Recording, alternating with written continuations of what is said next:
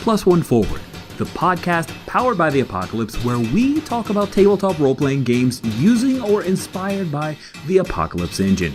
I'm your MC Rich, and I'm joined by my guest, Jacob Randolph of Liberia Gothica Games. Hey Jacob, welcome to the show. Hey! Happy to be here. Fantastic. I've been excited to have you on ever since I had the opportunity to check out Inverse World. So that's not what we're going to talk about. I just wanted to say that Inverse World, I played a play-by-post of it a while back, and it was a super exciting and cool slant on Dungeon World. But we've got a whole podcast on the Gauntlet Network that talks about Dungeon World. So I try to let those guys handle the Dungeon World stuff. But I wanted to throw that your way. I do want to start off with our normal question that we ask brand new guests. Mm-hmm. How long have you been playing Powered by the Apocalypse games, and what was your gateway? Dungeon World is actually the first Powered by the Apocalypse game I played. Awesome. We won't talk about that one too much. I own a whole bunch of them, and I've played like 5 different ones.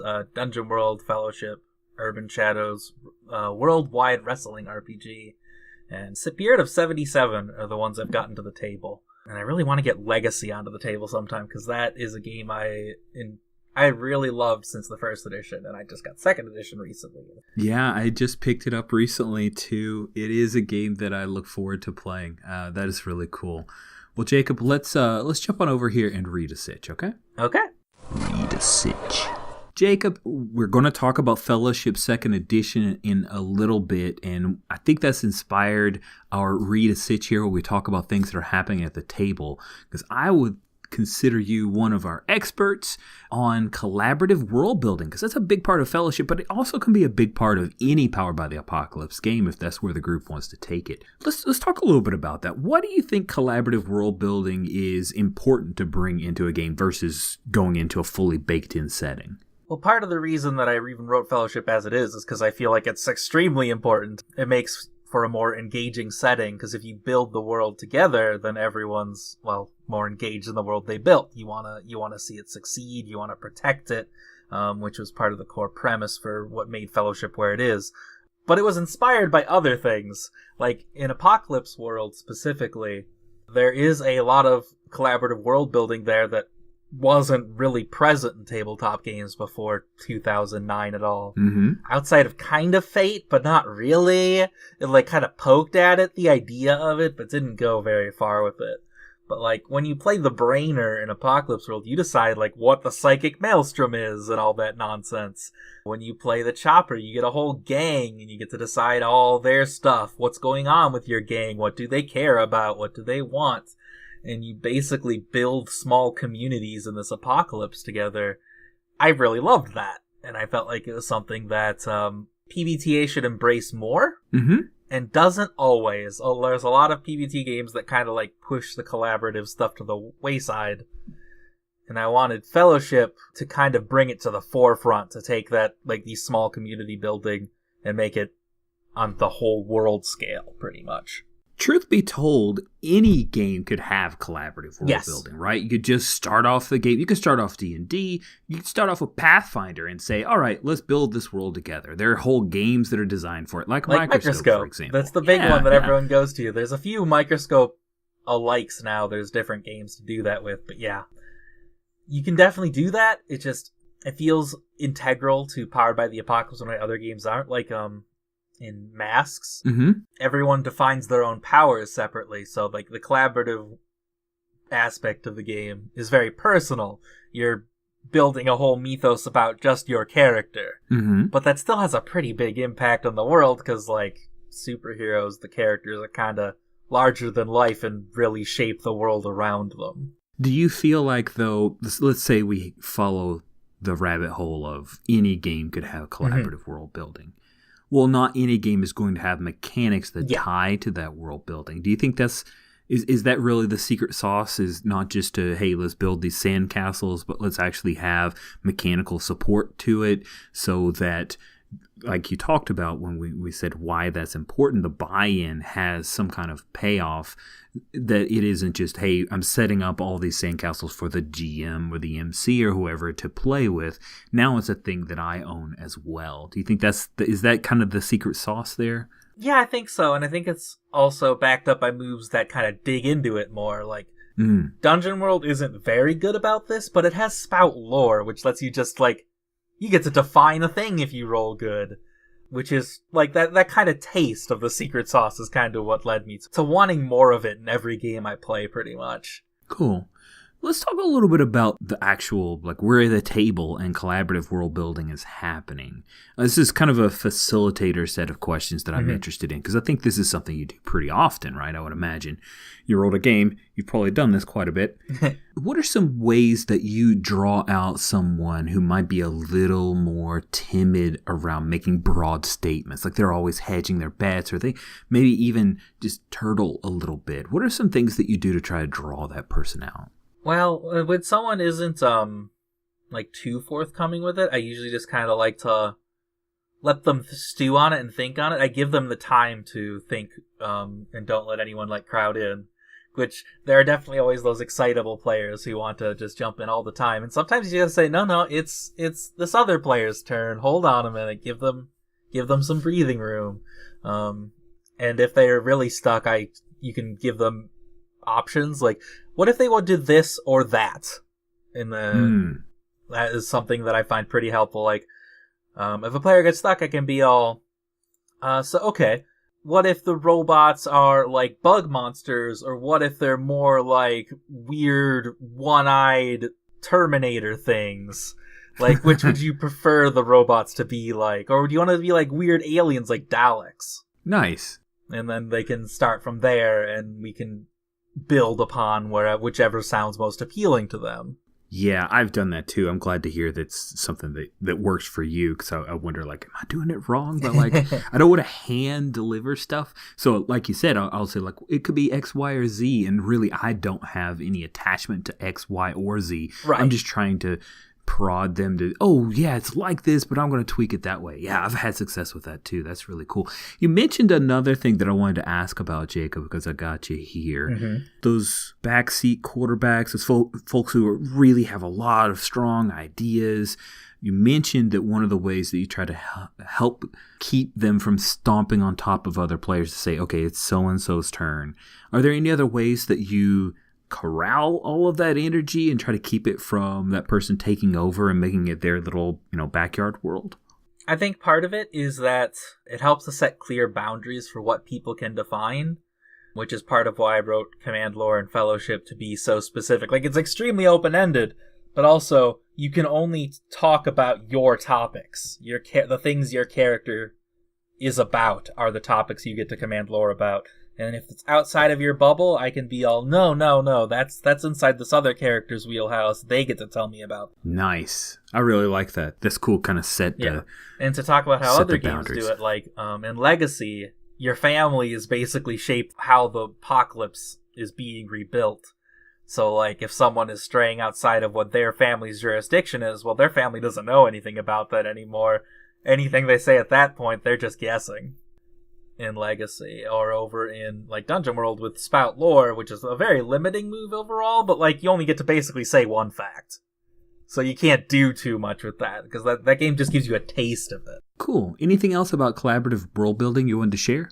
The other main thing is I find that it can be useful to do a Session Zero, like you were talking about Microscope before. I actually have a Session Zero baked into Fellowship because I found it so important to draw up a map beforehand and build the world before everyone gets to the table that, like, I just said, okay, you should do this. Like, you don't have to, but you really should. It helps. It's just so much easier to play in a world that everyone already understands from the get-go.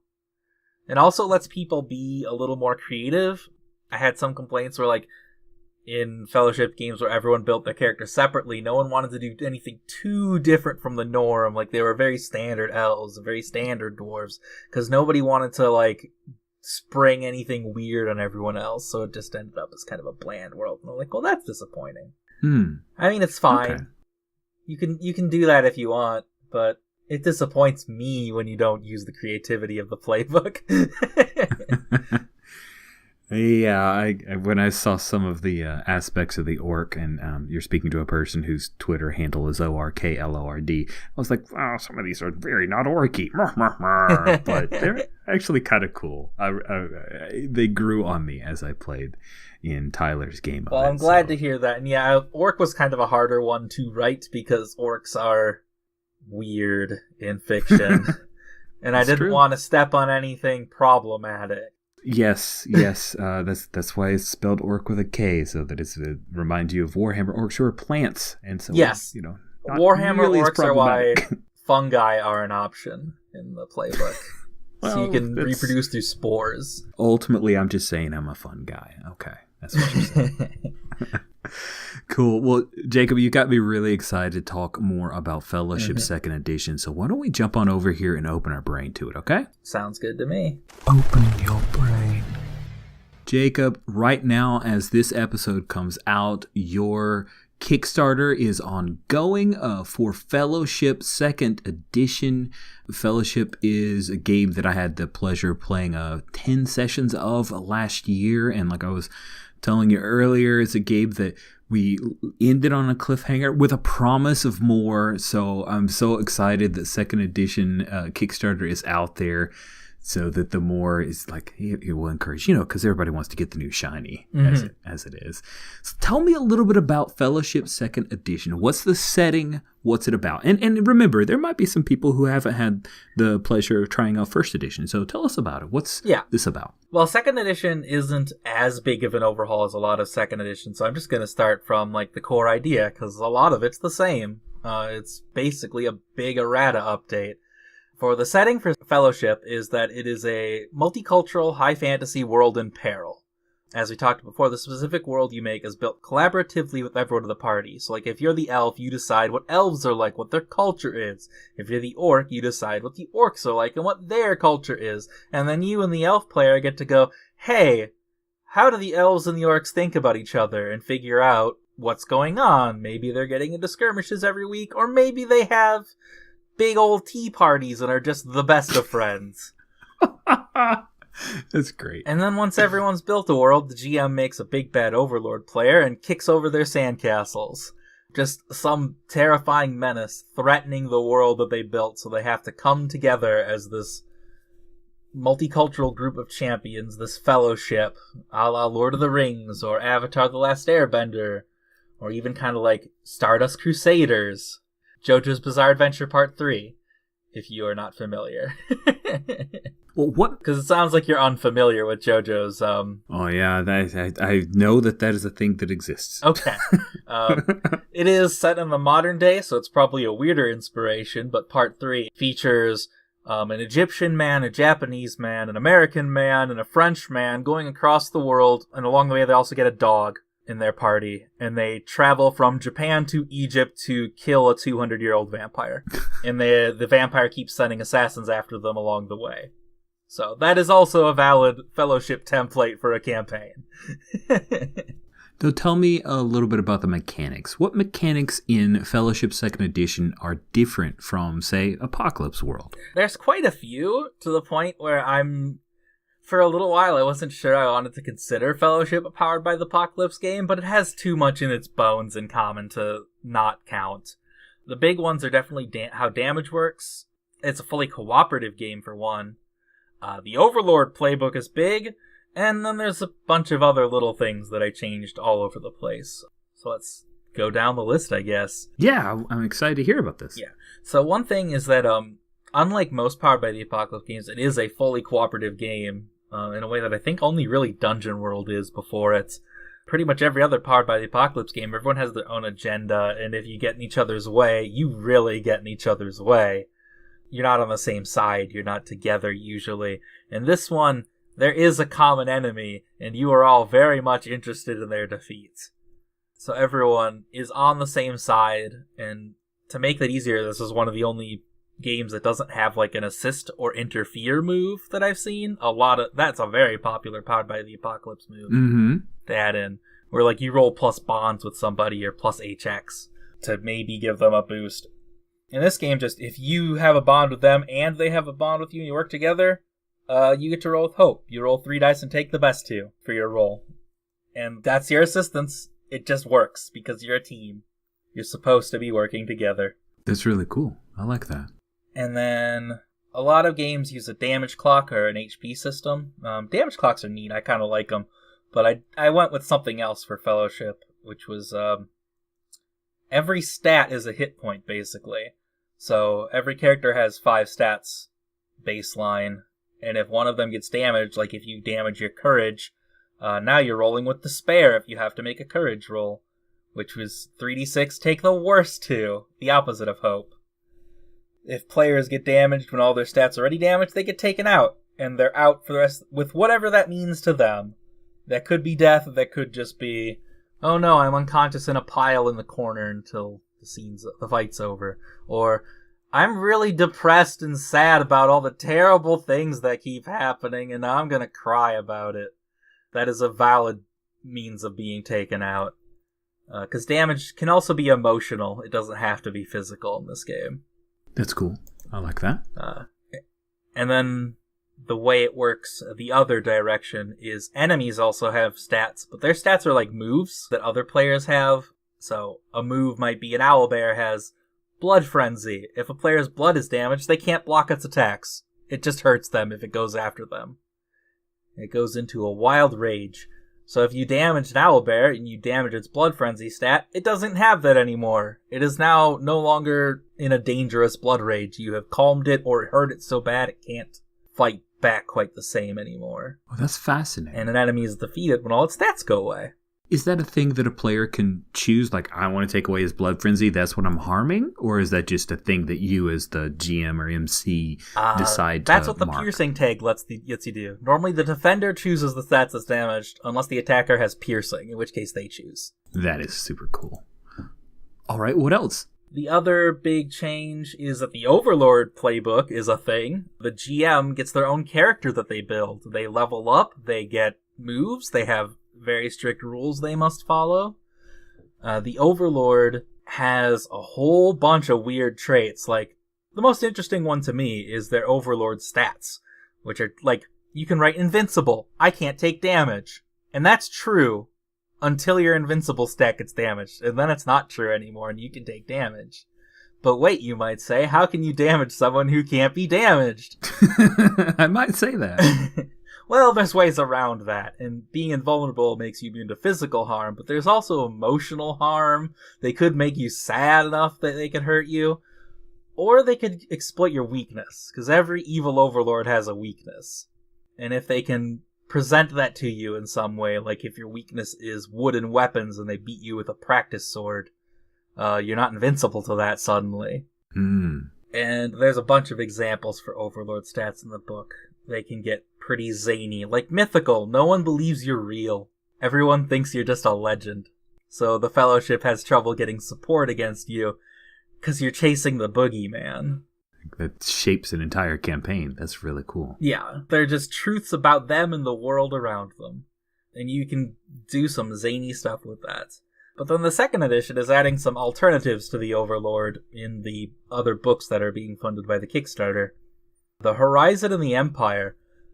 The Empire is, instead of an Overlord threatening a world that is overall whole and whatnot, the Empire's already won. They have already conquered the world that you wanted to defend.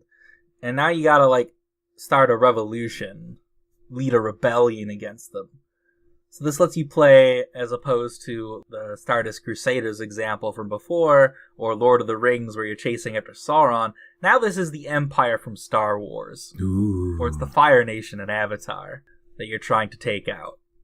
The Horizon lets you play in a campaign without that the world that's not under threat at all. You're just exploring the world. You've got an endless horizon to go check out. So you're playing a fellowship of explorers. Everyone has their own reasons for wanting to go to the edges of the world and see what's there.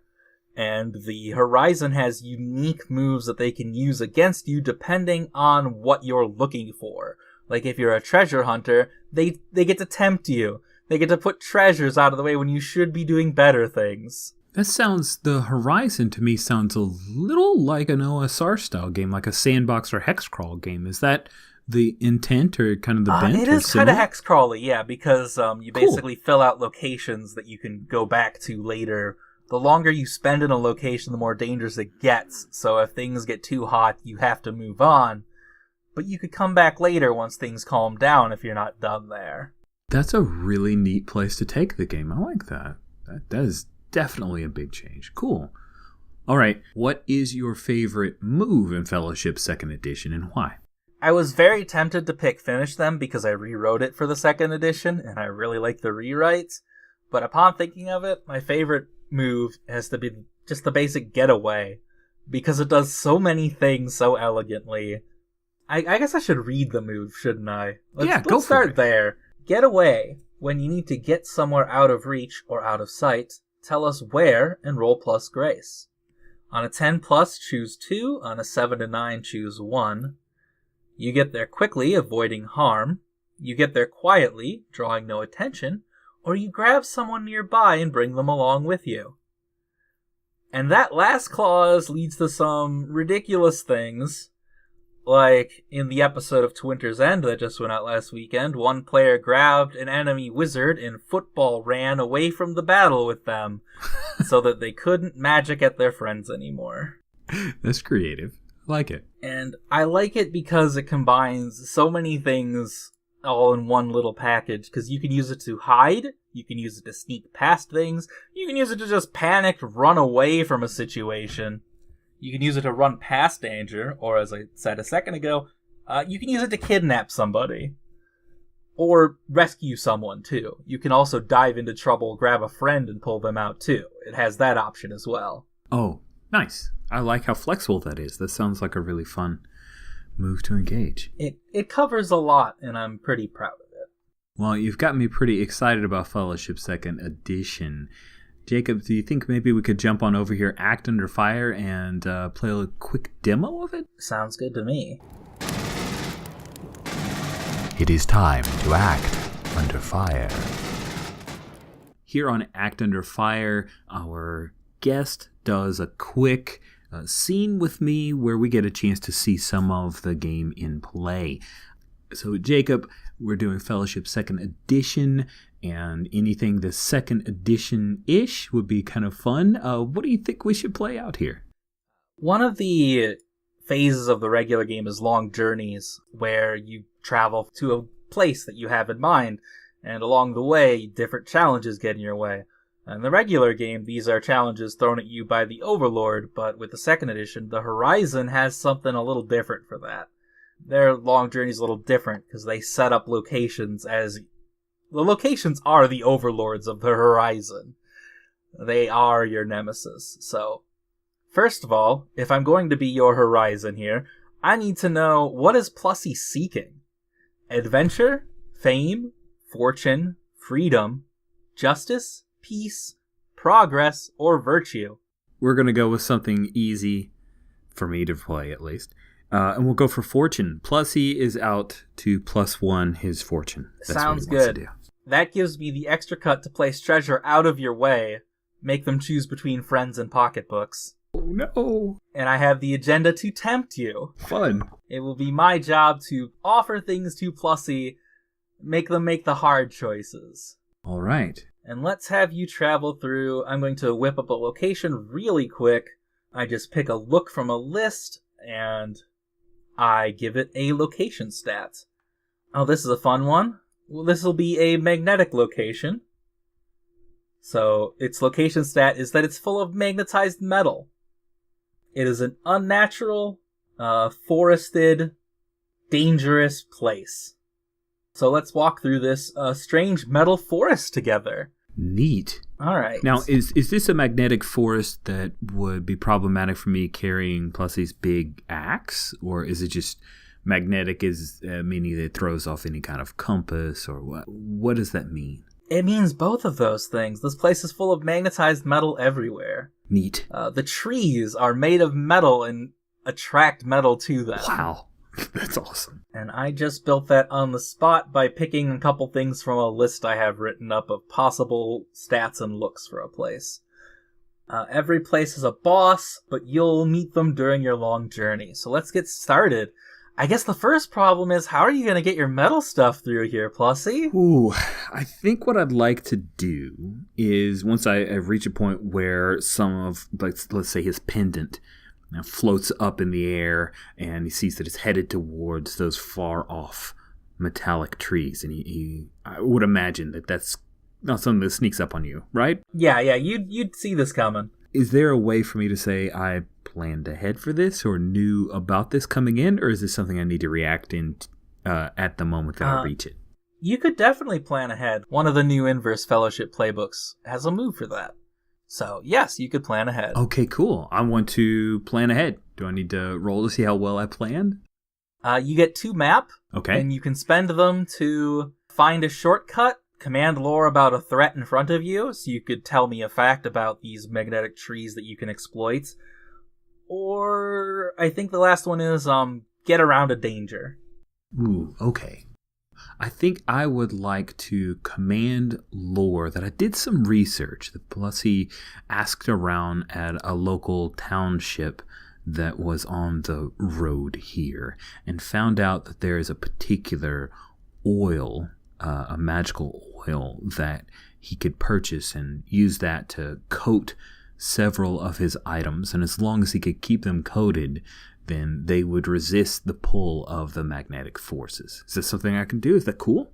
Yeah, it sounds legit. I was thinking something similar with maybe like a cloth you could wrap around them to interrupt the magnetic field, but that's basically the same thing, just with an oil instead. Nice. So yeah, that works. Sweet. So we'd see Plussy like pulling out a little flask, and he's oiling down his axe and a lot of his other stuff, and now he's extra shiny as he starts marching through our magnetic forest, trying to make his way towards some unknown fortunes. There's a low hum in the air. The place is like lightly buzzing, like that TV static noise that nobody appreciates is lightly around you everywhere as you progress through this magnetic forest. You find along the way that there are clockwork life forms here, but they seem to be like plastic clockworks. Because otherwise they'd be stuck to the trees. Wow. I wanna, when I first see them moving around, Plussy will move around one of the kind of hide behind a particular magnetic tree that has almost like fingers reaching up towards the sky for its branches. And he's gonna watch them for a little and try to understand, are they on patrol? Are they just going about their day? Do they even seem to have a sign of intelligence? What can I figure out about them? Yeah, let's look closely. This is a 2d6 plus sense. All right. And I've just rolled an 11, so that is a full success. All right. You get to ask 3 questions with no consequences. What's going on here? What do my senses tell me? All right. You can tell that these clockwork creatures are, in fact, on patrol, as you suspected. And your keen sense of smell also tells you that they seem to be running on some kind of, like, steam power. You can feel the water vapor in the air. Tell me about these plastic clockwork things. How could they hurt me? And how could they help me? You can tell that the creatures, they seem to be very small creatures mostly, so they're not too dangerous. However, the way that they're moving and the way that their mouths are, like, grinding through the metal of the trees, you can tell that you would not want to be attacked by them all the same. They could grind through you just as easily as they grind through that metal. Ugh, okay, that's terrifying. My last question, what will happen if I just run really fast through them and onwards? Well, it looks like they are trying to gather things, so assuming you don't have anything that they're gathering, they'll probably ignore you. It's hard to tell what they're looking for, though, because they just seem to be kind of boring holes in the trees and running off with whatever they're getting from the inside. All right, with that information in mind, I'm going to take a chance and step around the tree. Ho there. What are you looking for? I see you're boring through the trees. What are you searching for? The small plastic rodent-like creatures don't seem to be either able to speak or able to understand you. In either case, they're thoroughly ignoring you. But if you look closely, again, well, this is not to roll the move, just using the phrase. you can see that something is glowing inside of the trees that they're pulling out. It looks like it's little nuggets of, like, glowing amber. Is it valuable? Probably. And they seem to be taking it somewhere. Like, there must be a stockpile somewhere, because they're all running in the same direction. I'm following them. I want to see what this is. All right. You follow them to the Squirrel King.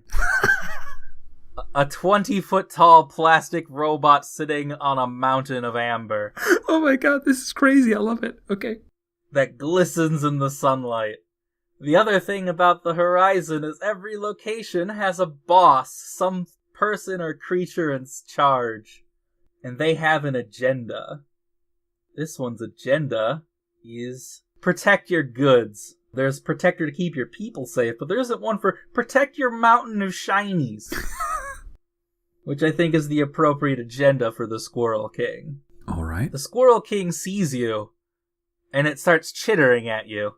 And it's clearly aggressive and telling you to leave without using those words, because it doesn't seem to speak. I assume that we're still in the magnetic forest, so the idea of getting into a fight here means that oil could get knocked off of my weapon, and I do not want to leave my axe behind. Mm-hmm. There's a lot of that amber, and it looks expensive. There's a lot of that amber. It's practically Scrooge McDuck swimming in it. Oh, man. I'm going to snag some amber and try to get away. All right. Two things are going to happen here. First is...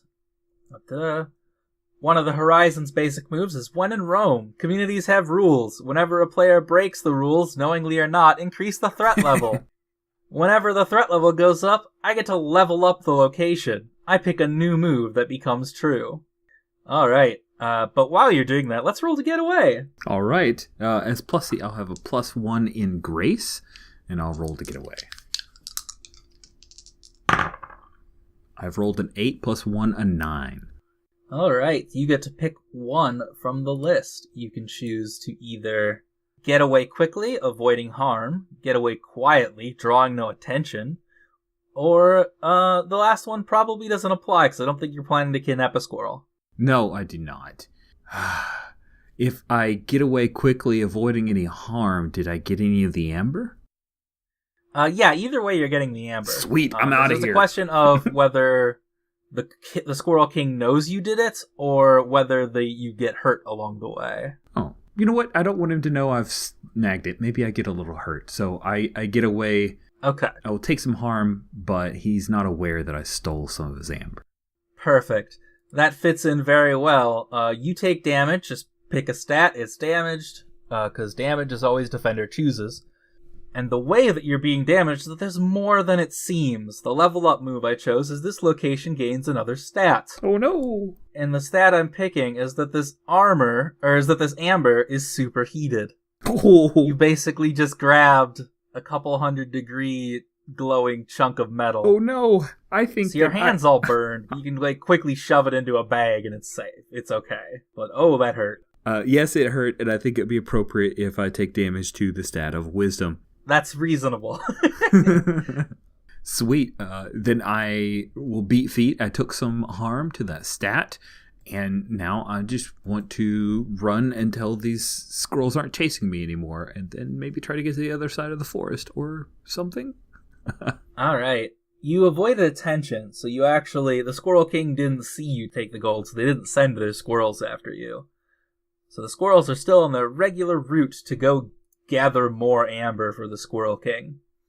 Alright, so I guess then the last thing is, I'd like to ask you what gets in your way for the last stretch of the journey. What's the last thing between you and escaping this forest? Ooh, the last thing between me and escaping this forest is that somehow the trees at the very edge of the forest have gathered so much metal on this side, so many swords and pieces of armor and utensils, that it's going to be a very difficult and precarious climb. And no one's ever gotten this far, right? So I did not get any prior information from the villagers, because they just go in here, steal amber or magnets, and head back home. So now I've got this wall of sharp shards of metallic things that are attached to all the magnetic trees around here that I've got to traverse. All right. That sounds good. So let's overcome this challenge. Nice. If you're going to climb your way through it, that's plus blood. And since you said earlier that Plussy's an orc, your blood stat has to be +2. Yeah, I'll take it. You just get that by default. Sweet. I'll mutter a little bit about these stupid sword shards. Somebody didn't take care of their stuff. And then I'll try to overcome it. I rolled a 5. +2 is a 7. All right. You can either pay a price to overcome the obstacle and prevent it from harming you, or you can have a temporary solution, which will delay the threat, but when the time is up, it'll be back in force. I'm not sure how you could temporarily get through here, so let's just go with that first one. All right, I'll pay a price to overcome it. That's what I was going to choose anyway, so great. Yes. So paying a price means that you can take damage, spend some resources, or put yourself in a disadvantageous situation. Your choice. Spend some resources seems about right. All right. So I think you lose your spare axe, not your main axe. Uh-huh. But your spare axe gets stuck to one of those trees along the way. Some of the oil wasn't applied fully. Dang it. And now you have added another blade to this wall of blades you just had to climb through. That was JoJo's axe. Oh, man. So I've made my contribution. All right, and at the top, you see why this area is so full of blades. You find yourself at the top of a plateau in the middle of an endless war. Ooh. And I think that's where we'll stop acting under fire here. You made it through to the cool place you'd check out. That is wonderful, Jacob. Thank you so much for giving me that quick demo. And coming on to talk about Fellowship 2nd Edition, I had a couple questions about the Kickstarter, if we could chat briefly about it. Sounds good to me. So you've got the Kickstarter. It is currently live as of the time that this episode comes out. The goal has already been reached. Congratulations. And it's up on April 29th at like 2 in the morning. And that's the last Monday of April when that sucker goes. Yep. The question I had is, let's say that I've got Fellowship 1st Edition in PDF, because maybe I do. So Fellowship 2nd Edition, it looks like you're funding 2 different books or 2 additional books. Yeah. So how that works is I kind of did a publicity stunt and I launched the 2nd edition of Fellowship the day before I launched the Kickstarter for the 2 new books. Oh, okay. So you can actually get that on itch.io or DriveThruRPG already. And if you own the 1st edition PDF on DriveThruRPG, you can get that. You can download the 2nd edition right now. It doesn't cost you anything. Wow. It's actually free. So cool. Because I just upgraded it. Nice. It's not available in print just yet. I gotta go through proofing. I actually got the first draft back, but there was an error that I know how to fix, but it's just tedious, so I put it off. But I shouldn't have, so that'll probably be out, like, in 2 weeks. Cool. Probably at the end of the Kickstarter, really. That's Nice. when you'll be able to get the print copies of 2nd edition Fellowship. So give me a rundown about these 2 books that you are funding with the Kickstarter. Inverse Fellowship and A Fellowship in Rebellion. Inverse Fellowship is the one with the Horizon that we just ran through an encounter with, replacing the Overlord. And there are also 7 new playbooks in that one. Well, 6 new playbooks and 1 reprint from the 1st edition. The Construct is coming back in that book. Very cool. And it also includes a setting guide for Inverse World, which, as you mentioned right at the top of the show, was the first thing I wrote as a Dungeon World setting book.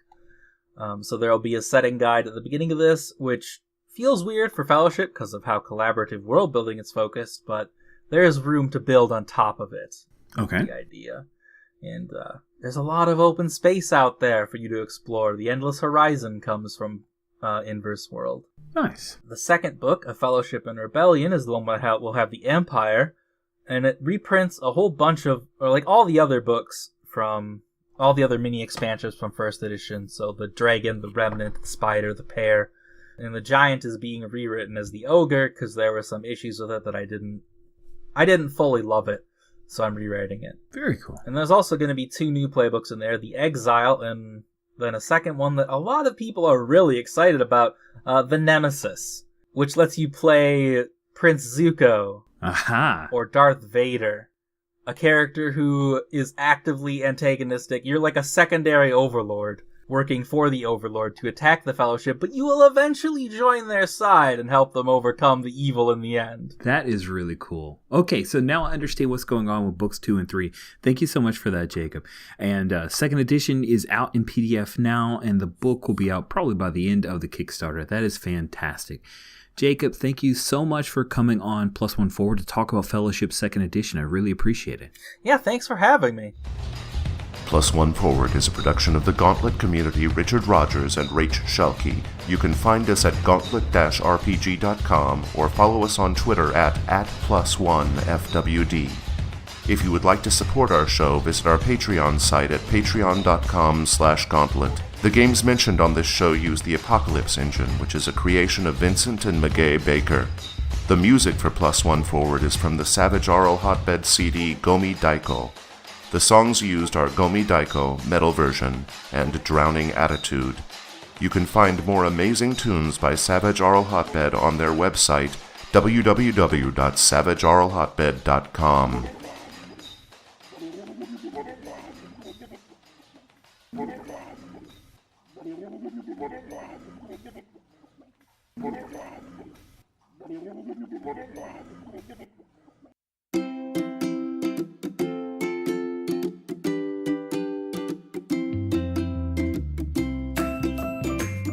Hi listeners, I want to tell you about the Gauntlet Patreon. The Gauntlet is one of the most active, vibrant communities in tabletop role-playing games. We produce podcasts, the Codex Zine, Gauntlet Hangouts, Gauntlet Con, and more. If you love small press, independent tabletop role-playing games, the Gauntlet is for you. And you can help keep things going by pledging to our Patreon. This year we have 4 different pledge levels for you to join at, each of which comes with a number of benefits. At the $2 level, you get early access to our actual play podcasts, including pocket-sized play, as well as a special Keeper of the Gauntlet title. At the $5 level, you also get a PDF of our monthly zine, Codex. Your name and Keeper of the Gauntlet title is listed in the back of each issue of Codex while your pledge is active. At the $6 level, you also get access to the Gauntlet Slack group, which is the heart of our community. And at the $8 level, you get early RSVP access to new game events on Gauntlet Hangouts. The $8 spots are limited based off how many early access players we think the Gauntlet Hangouts calendar can support. Every month on the 15th, we will make a small number of new $8 spots available. So if you want to play games with the Gauntlet, make sure you keep an eye on our Patreon page around that time so you can grab one of those rare spots. Finally, every member of the Gauntlet Patreon, no matter the level they pledge at, gets to attend Gauntlet Con each year for free. Gauntlet Con is our incredible online gaming convention, with over 200 game events and panels, competitions and prizes, and our bumpin' Gauntlet Con Discord server. Folks, we can't do all this awesome stuff without you, so go check out our page and please consider pledging. We're at patreon.com/gauntlet. Thanks.